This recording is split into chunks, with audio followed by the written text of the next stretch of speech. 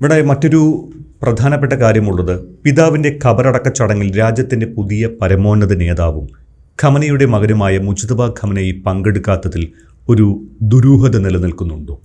നമ്മൾ ഈ വിഷയം നേരത്തെ ചർച്ച ചെയ്തതാണ്. എങ്കിൽ കൂടി ലക്ഷക്കണക്കിന് ജനങ്ങൾ ചടങ്ങുകളിൽ പങ്കെടുത്തുവെങ്കിലും മുജ്തബ ഖമനയുടെ അസാന്നിധ്യം ഇപ്പോഴും വലിയ ചോദ്യചിഹ്നമാണ്. ഫെബ്രുവരി 28 ആയത്തുള്ള ഖമനിയുടെ മരണത്തിനിടയാക്കിയ അതേ ആക്രമണത്തിൽ മുജ്തബയ്ക്കും ഗുരുതരമായി പരിക്കേറ്റിരുന്നു എന്നത് ഒരു യാഥാർത്ഥ്യമാണ്. മുജ്തബയുടെ മുഖത്തിന് ഗുരുതരമായി വൈരൂപ്യം സംഭവിക്കുകയും കൈകാലുകൾക്ക് പരിക്കേൽക്കുകയും ചെയ്തുവെന്നാണ് റോയിട്ടേഴ്സ് ഉൾപ്പെടെയുള്ള രാജ്യാന്തര മാധ്യമങ്ങൾ റിപ്പോർട്ട് ചെയ്തിരിക്കുന്നത്. പക്ഷേ എന്തൊക്കെ സുരക്ഷാ പ്രശ്നങ്ങൾ പറഞ്ഞാലും പുതിയ നേതാവ് ജനങ്ങൾക്ക് മുന്നിൽ വരാതിരിക്കുന്നത് ഇറാനിലെ ഭരണ സംവിധാനത്തിൻ്റെ ആത്മവിശ്വാസക്കുറവായില്ലേ വിലയിരുത്തപ്പെടുക? ഇറാൻ്റെ പരമോന്നത നേതാവ് അങ്ങനൊരു സങ്കല്പം കഴിഞ്ഞ 47 വർഷമായി 1979 ഇറാനിയൻ വിപ്ലവത്തിന് ശേഷം, ഇസ്ലാമിക് റവല്യൂഷൻ, അതിനുശേഷം പരമോന്നത നേതാവ് എന്ന സങ്കല്പം വളരെ പ്രബലമാണ്. ആദ്യത്തെ പരമോന്നത നേതാവ് ആയത്തുള്ള റുവള്ള ഖൊമേനി. അതിനുശേഷം അത് ഒരു 10 വർഷം, ആദ്യ 10 വർഷം അത് ഇറാനും ഇറാഖും തമ്മിലുള്ള യുദ്ധത്തിൻ്റെയൊക്കെ കാലഘട്ടമായിരുന്നു. 1979 മുതൽ 89 വരെയുള്ള കാലഘട്ടം. 89 ഇപ്പോൾ മരണപ്പെട്ട, ഇപ്പോൾ ഖബറടക്കം നടന്ന ആയത്തുള്ള അലി ഖമനിയുടെ സ്ഥാനാരോഹണം. പരമോന്നത നേതാവ് ഷിയ വിഭാഗത്തിൻ്റെ, അതായത് ഷിയ മുസ്ലിങ്ങളുടെ ഷിയ വിഭാഗത്തിൻ്റെ മൊത്തം ആധ്യാത്മിക നേതൃത്വം ഉണ്ട് എന്നവകാശപ്പെടുന്ന ഒരു ആളാണ്. അദ്ദേഹത്തിന് മാത്രമല്ല ഗ്രാൻഡ് മുഫ്തി ഉണ്ട്, ഇറാഖിലാണ്. അങ്ങനെയുണ്ട്, പലരും ഉണ്ട്. പക്ഷേ എങ്കിലും ഇറാനിയൻ പരമോന്നത നേതാവിന് ഷിയാക്കളുടെ എക്രോസ് ദ ഫ്രോണ്ടിയർ, പാകിസ്ഥാനിലും അഫ്ഗാനിസ്ഥാനിലും ഇറാനിലും ഇറാഖും ഷിയ ഭൂരിപക്ഷ രാജ്യങ്ങളുമാണ്. അവിടെ എല്ലാമുള്ള ഷിയാക്കളുടെ വലിയ ഒരു പ്രതീകം കൂടിയാണ് ഈ പരമോന്നത നേതാവ്. രണ്ടാമത്തെ നേതാവ് കൊല്ലപ്പെട്ടു. അപ്പോൾ സ്വാഭാവികമായി മൂന്നാമതൊരു നേതാവ് ഉണ്ടാവണം. ഇനി അടുത്ത സ്ഥാനാരോഹണം ഉണ്ടാവണം. അതാണ് ഇറാൻ്റെ ഘടന. മറ്റ് രാജ്യങ്ങളെ പോലെയല്ല, മറ്റ് അറബ് രാജ്യങ്ങളെ പോലെയല്ല, അല്ലെങ്കിൽ മുസ്ലിം ലോകത്ത് ഇറാൻ്റെ നേതൃത്വവുമായി ചേർത്ത് വായിക്കാവുന്ന, താരതമ്യപ്പെടുത്താവുന്ന മറ്റൊരു രാജ്യവും ഇല്ല. തുർക്കി അങ്ങനെയല്ല, അത് പ്രസിഡന്റ് എർദോഗാനാണ്, പ്രസിഡൻഷ്യൽ സമ്പ്രദായമാണ്. ഈജിപ്റ്റ് അങ്ങനെയല്ല, അവിടെയും തിരഞ്ഞെടുക്കപ്പെട്ട ഒരു പ്രസിഡൻ്റാണുള്ളത്. മറ്റ് രാജ്യങ്ങൾ പലതും, അറബ് രാജ്യങ്ങൾ, GCC മേഖലയിലെ എല്ലാ രാജ്യങ്ങളും ഈ മൊണാർക്കിക്കൽ ഓർഡറാണ്. അവിടെയും ഇറാൻ്റെ പോലത്തെയല്ല, മതഘടനകളല്ല നിയന്ത്രിക്കുന്ന, രാജ്യഭരണങ്ങളാണ്. മതത്തിന് പ്രാധാന്യമുണ്ട് എന്നു മാത്രം. ഇറാൻ അങ്ങനെയല്ല. Political, religious and social economic framework ഇതെല്ലാം യോജിച്ച് ഒരു സംവിധാനമാണ്. അതിൻ്റെ തലപ്പത്താണ് ആയത്തുള്ള അലി ഖൊമേനി ഉണ്ടായിരുന്നത്. അതിനെ നിയന്ത്രിക്കുന്ന ഘടകമെന്ന് ചാലകശക്തിയായി എല്ലാ മേഖലയിലേക്കും എത്തുകയും 1979 വിപ്ലവത്തിൻ്റെ ഒരു ഇഫക്റ്റ് ഇപ്പോഴും നിലനിൽക്കുന്നു എന്ന് ഉറപ്പുവരുത്തുകയും ചെയ്യാനായി സമസ്ത മേഖലകളെയും നിയന്ത്രിക്കുന്ന ഒരു ഘടനയാണ് IRGC. അതൊരു സൈനിക യൂണിറ്റ് മാത്രമല്ല, സൈന്യമുണ്ട്, സാമ്പത്തിക വ്യവസ്ഥയുണ്ട്, ട്രേഡ് ആൻഡ് കോമേഴ്സ് ഉണ്ട്, അഗ്രികൾച്ചറുണ്ട്, വിദ്യാഭ്യാസ സമ്പ്രദായം, ആരോഗ്യം, വ്യവസായം എന്നു വേണ്ട എല്ലാ മേഖലകളിലും പ്രസൻസ് ഉള്ള ഒരു ഓവർ ആർച്ചിങ് സംവിധാനമാണ് ഇറാനിയൻ റവല്യൂഷണറി ഗാർഡ് കോപ്സ് അല്ലെങ്കിൽ IRGC. അപ്പോൾ അങ്ങനെ ഒരു ഭരണകൂടമാണ് ഇറാനിൽ ഉണ്ടായിരുന്നത്. ഇതിന് ഒരു ഫൈനൽ അതോറിറ്റി, ഇപ്പോൾ IRGCക്ക് ഒരു കമാൻഡറും ജനറൽസും ഒക്കെ ഉണ്ട്, ഇല്ല എന്ന് പറയുന്നില്ല. പക്ഷേ ആത്യന്തികമായ ഉത്തരവുകൾ പുറപ്പെടുവിക്കേണ്ടത് one leader called the ultimate leader, പരമോന്നത നേതാവ്. അതൊരു തസ്തികയല്ല, അതൊരു അവസ്ഥയാണ്. ഒരു തസ്തിക എന്ന് പറയാനാവില്ല. ഒരു ഭരണഘടനയിലെ ഒരു പ്രത്യേക തസ്തിക എന്ന രീതിയിലല്ല അതിനെ കാണുന്നത്. അതൊരു അവസ്ഥയാണ്.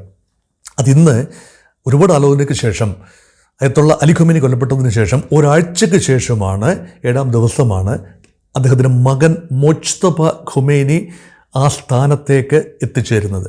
വലിയ കൂടിയാലോചനകൾക്ക് ശേഷമാണ്. അതിനുള്ള സ്വാഭാവികമാണ്. അതാണ് ഇപ്പോൾ ഇൻട്രോയിൽ ശ്രീ ജമീഷ് സൂചിപ്പിച്ചത്. അദ്ദേഹത്തിന് ഗുരുതരമായി പരിക്കേറ്റു. ഫെബ്രുവരി 28 അമേരിക്കൻ ആക്രമണത്തിൽ ഗുരുതരമായി പരിക്കേറ്റു. ഒരുപക്ഷെ മുഖം വല്ലാതെ തിരിച്ചറിയാനാവാത്ത രീതിയിൽ വിരൂപമായിട്ടുണ്ട് എന്ന റിപ്പോർട്ടുകൾ ഉണ്ടാകുന്നു. അതിന് സ്ഥിരീകരണമൊന്നുമില്ല, അതാരും കണ്ടിട്ടില്ല. അപ്പോൾ റിപ്പോർട്ടുകൾ മാത്രമാണ്. അതിന് എത്രത്തോളം ആധികാരികതയുണ്ട് എന്ന് നമുക്ക് പറയാനാവില്ല. അതുപോലെ അംഗഭംഗം സംഭവിച്ചിരിക്കാം, കാലുകളോ കൈകളോ ഒക്കെ തന്നെ ഒന്നുകിൽ തളർന്നിരിക്കാം, ആംപ്യൂട്ട് ചെയ്തിരിക്കാം, അല്ല എങ്കിൽ വലിയ രീതിയിലുള്ള ശസ്ത്രക്രിയയ്ക്ക് വിധേയമായിരിക്കാം. പക്ഷേ അദ്ദേഹത്തിൻ്റെ വെയർ അബൌട്ട്സ് ഏത് നഗരത്തിലാണ്, എവിടെയാണ് താമസം, അദ്ദേഹത്തിൻ്റെ നീക്കങ്ങൾ എങ്ങനെയാണ്, അദ്ദേഹം നൽകുന്ന കമാൻഡ് ആരാണ് സ്വീകരിക്കുന്നത്, അതെങ്ങനെയാണ് താഴെത്തട്ടിലെത്തുന്നത്. ഒരു കാര്യം മാത്രം ഉറപ്പാണ്, ഇറാൻ്റെ 31 പ്രവിശ്യകളിലും 31 വ്യത്യസ്തമായ രീതിയിലുള്ള സംവിധാനങ്ങൾ ഇൻഡിപെൻഡൻറ്റ് കമാൻഡാണ്. യുദ്ധത്തിനു വേണ്ടി വളരെ മുൻപ് തന്നെ ഗൃഹപാഠം ചെയ്തിരുന്നു. അല്ലെങ്കിൽ ഒന്നാം ദിവസം ആക്രമണത്തിൽ പ്രധാനപ്പെട്ട 48 നേതാക്കൾ, സൈനിക നേതാക്കളും രാഷ്ട്രീയ നേതാക്കളും മത നേതാക്കളും ഉൾപ്പെടെ, ഖൊമൈനി കുടുംബത്തിലെ തന്നെ 3-4 പേരാണ് കൊല്ലപ്പെട്ടത്. ഇവരെല്ലാം ഒറ്റയടിക്ക് നീങ്ങുമ്പോൾ ആകമാന സംവിധാനം തകരും. അതായിരുന്നു അമേരിക്കയുടെ കണക്കുകൂട്ടൽ. അങ്ങനെയല്ല സംഭവിച്ചത്. ഈ ഒരു ആക്രമണം, ഇതുപോലെയുള്ള സമാനമായ ആക്രമണം ഇറാൻ പ്രതീക്ഷിച്ചിരുന്നു. അതുകൊണ്ടാണ് മുജ്തബ ഖൊമൈനി അധികാരമേറ്റപ്പോൾ ആരും അദ്ദേഹത്തെ കണ്ടില്ല. അദ്ദേഹത്തിൻ്റെതായ വരുന്ന പ്രസ്താവനകൾ അദ്ദേഹം നേരിട്ടാണോ ചെയ്യുന്നത്, മറ്റാരെങ്കിലുമാണോ അതിന് പിന്നിൽ, അറിയില്ല. നിഗൂഢത മാത്രമാണ്. എന്തുകൊണ്ട് ഈ നിഗൂഢത?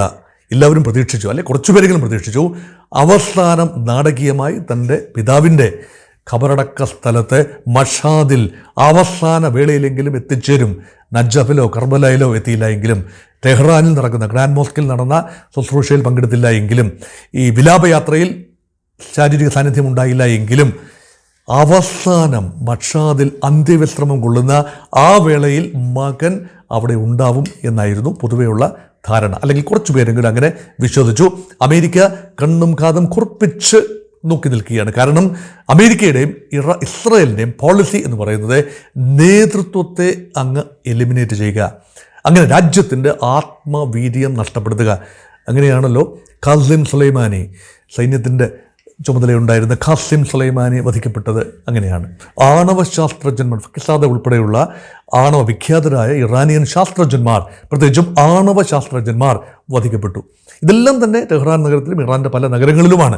ഒറ്റപ്പെട്ട ആക്രമണങ്ങളാണ്. തിരഞ്ഞുപിടിച്ച് നേതാക്കളെ വധിക്കുന്നു. അതുപോലെയാണ് ഈ ഹമാസിൻ്റെയും ഹിസ്ബുള്ളയുടെയും ഒക്കെ നേതൃത്വം എപ്പോഴെല്ലാം ടെഹ്റാൻ ഏതെങ്കിലും ചടങ്ങുകൾക്കാണ്, ചിലപ്പോൾ ശവസംസ്കാര ചടങ്ങുകൾക്കായിരിക്കാം, എത്തുമ്പോൾ അവരെ തിരഞ്ഞുപിടിച്ച് നാടകീയമായി കൊലപ്പെടുത്തിയ ഒരു പശ്ചാത്തലമാണ് ഉള്ളത്. അതുകൊണ്ട് ഇറാന് നന്നായിട്ടറിയാം, ടോപ്പ് ലീഡർ എങ്ങനെയും ഗാർഡ് ചെയ്യപ്പെടേണ്ട വ്യക്തിത്വമാണ്. അതുകൊണ്ട് അദ്ദേഹത്തെ പൊതിഞ്ഞ് സംരക്ഷിച്ചു എന്നാണ് പൊതുവെയുള്ള വിശകലനം. അങ്ങനെയാണ്, ആണല്ലോ ലോജിക്. ഒന്നുകിൽ അദ്ദേഹം രാജ്യത്തുണ്ടാവില്ല, പലരും ചിന്തിക്കുന്നത് അദ്ദേഹം ഇറാനിൽ ഉണ്ടാവില്ല, റഷ്യയിലായിരിക്കാം. റഷ്യ അദ്ദേഹത്തിന് അഭയം കൊടുക്കുകയും അവിടെ ഇരുന്നു കൊണ്ട് കാര്യങ്ങൾ നിയന്ത്രിക്കുകയും റഷ്യൻ ദൂതന്മാർ മുഖേന ഇറാനിലേക്ക് കമാൻഡ് എത്തുകയും അത് അമേരിക്ക ഇൻ്റർസെപ്റ്റ് ചെയ്യുന്നത് എങ്ങനെയും ഒഴിവാക്കുകയും ചെയ്യുന്നു എന്നാണ് ഒരു വിശകലനം. അത് വിശകലനം മാത്രമാണ്, അത് തെളിവുകളുടെ സഹായത്തിൽ നമുക്ക് പറയാനാവില്ല. ചൈനയിലേക്ക് പോയിരിക്കാനുള്ള സാധ്യത കുറവാണ്. അല്ലെങ്കിൽ ഇറാനിലെ അജ്ഞാതമായ ഏതെങ്കിലും കേന്ദ്രത്തിൽ, വളരെ നിഗൂഢമായി അജ്ഞാതമായ കേന്ദ്രത്തിൽ അദ്ദേഹം ഇരുന്നു കൊണ്ട് കാര്യങ്ങൾ നിയന്ത്രിക്കുന്നുണ്ടാകാം. ശാരീരികമായ ചില ബലഹീനതകൾ ഉണ്ടാവാനും സാധ്യതയുണ്ട്. ആ അവസ്ഥയിൽ അദ്ദേഹം പൊതുചടങ്ങിൽ പ്രത്യക്ഷപ്പെടുന്നത് ആത്മവീര്യം നഷ്ടപ്പെടുത്തുന്നതിന് തുല്യമാവും എന്നതുകൊണ്ട് അതുകൊണ്ട് സുരക്ഷിതത്വം, അത് മാത്രമല്ല safety, security of himself and also the surrounding areas, ഇതൊരു വലിയ കാര്യമായി മാറി. അല്ലെങ്കിൽ ആ രൂപത്തിൽ ഒരുപക്ഷെ മുഖം ഒരുപക്ഷെ ചെറിയ രീതിയിൽ രൂപമാറ്റം വരുന്ന രൂപത്തിലാണെങ്കിൽ ആ രീതിയിൽ അദ്ദേഹം ഒരു പൊതുദർശനത്തിന് നിന്നു കൊടുക്കാൻ തയ്യാറല്ല എന്നതുകൊണ്ടുമാകാം. അതുകൊണ്ട് ഇറാൻ അവശേഷിക്കുന്ന ഇറാൻ്റെ നേതൃത്വത്തെ വളരെ അധികം ഗാർഡ് ചെയ്ത് സംരക്ഷിക്കുന്നു എന്നതുകൊണ്ടാവാം ആയത്തുള്ള മുജ്തബ ഖൊമൈനി തൻ്റെ പിതാവിൻ്റെ ശവസംസ്കാര വേളയിൽ പ്രത്യക്ഷപ്പെടാതിരുന്നത് എന്നതാണ് മൊത്തം ഒരു വിശകലനം. അതിൽ കൂടുതൽ കാര്യങ്ങൾ വായിച്ചെടുക്കേണ്ടതില്ല. ഇത് പ്രതീക്ഷിച്ചിരുന്നത് തന്നെയാണ്. ഞാൻ ഒരിക്കലും പ്രതീക്ഷിച്ചില്ല. വ്യക്തിപരമായി പറയുമ്പോൾ ഞാൻ അത് ജസ്റ്റ് നോക്കിക്കാണുന്ന ആളാണ്. അതുമായി ബന്ധപ്പെട്ട ഗ്ലോബൽ മീഡിയയിലെ റിപ്പോർട്ട്സ് എല്ലാം വായിക്കുന്ന ആളാണ്. എപ്പോഴും നമുക്ക് ഡയറക്റ്റ് ഇൻഫർമേഷൻ കിട്ടില്ല എന്ന് ഓർക്കണം. എന്നെ കേൾക്കുന്ന പ്രേക്ഷകരെ ചിന്തിക്കണം, നമ്മളാരും, നിങ്ങളോ ഞാനോ ഒരിക്കലും ഇറാൻ ഉള്ളിൽ പോയി നേരിട്ട് കാര്യങ്ങൾ കണ്ട് മനസ്സിലാക്കി റിപ്പോർട്ട് ചെയ്യാനോ പറയാനോ വിശകലനം ചെയ്യാനോ ആവില്ലല്ലോ.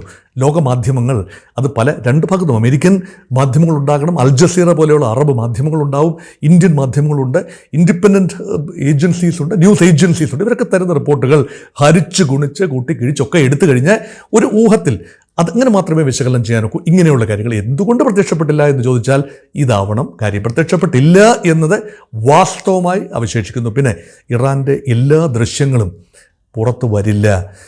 വിദേശ പത്രലേഖകരൊന്നും തന്നെ, ടെലിവിഷൻ ആളുകളൊന്നും തന്നെ ഇറാനുള്ളിൽ കടക്കില്ല.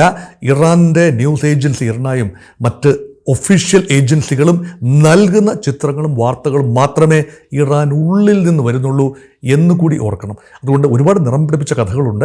അത് മാറ്റി നിർത്തി വൈകാരികമായി ഇതിനെ കാണാതെ വസ്തുനിഷ്ഠമായി കാണാൻ ആഗ്രഹിച്ചതുകൊണ്ടാണ് അങ്ങനെ പറയേണ്ടി വന്നത്.